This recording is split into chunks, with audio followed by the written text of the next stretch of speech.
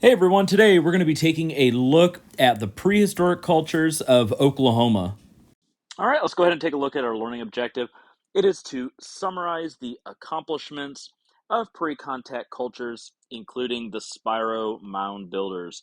So this notes or set of notes is not going to be an exhaustive list of every single thing about these different cultures, but really just focusing on the accomplishments of those. And what are we to do is just summarize those. So let's get into it.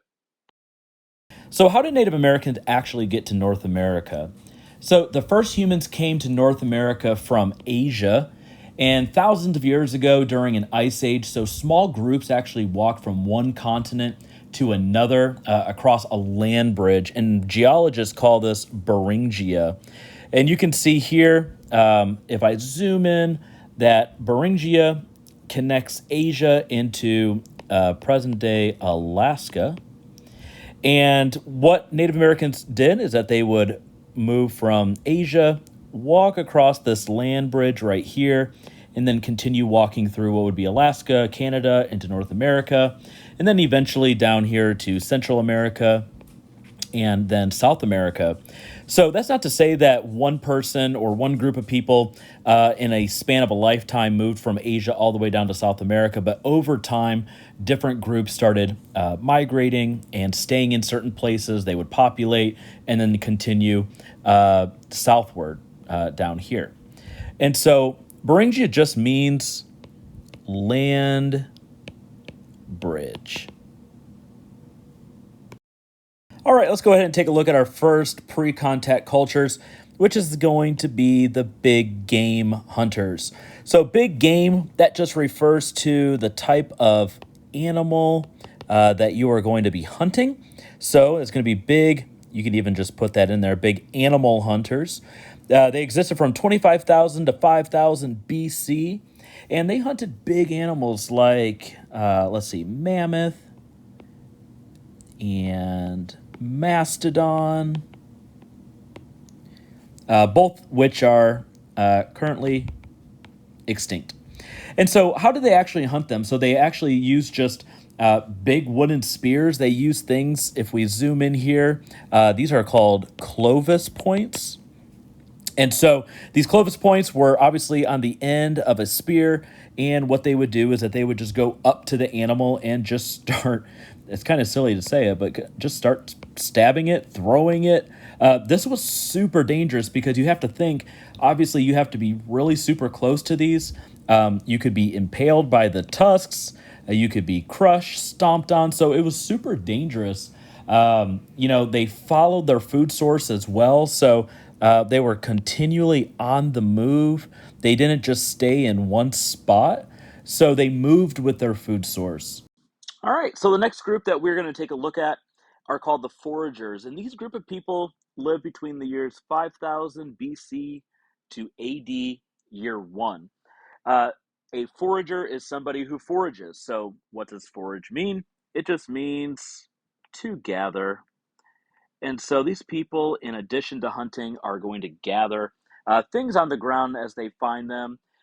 These people are no longer going to be moving with their food source. They're actually going to be staying in a local area. They are going to start just sort of just start setting up camp and start living there. No longer are they hunting big animals such as like mammoth and mastodon. They're going to start hunting smaller animals like deer, and we have buffalo, turkey, squirrel, and things like raccoons and things like that, possums. So, also, one of the big differences is that they are transitioning from the Clovis point to the Folsom point, which you can see here on the right. And if you take a look at the type of animals that they are hunting, so things like turkey, squirrel, raccoon, possum, what does that signify about the type of hunters that they are? And so that is going to signify that they are actually pretty skillful hunters. I don't know if you have ever hunted a squirrel, but they are small and they are fast. So if you want to get one, you have to be super precise. So, what were some of the things that they actually gathered? So, and this is going to be done mostly by women. It's going to be roots. You can put on here sunflower seeds. You also have things like berries and nuts. So one of the really cool inventions that the foragers came up with was something called the atlatl. And the atlatl is going to be this brand new hunting weapon. And basically what you have is that you have your spear, but you also have it sort of on this hook here as well. And it's just going to be almost like an extension of your arm. So you actually take this little handle and you just whip that dart or that spear forward.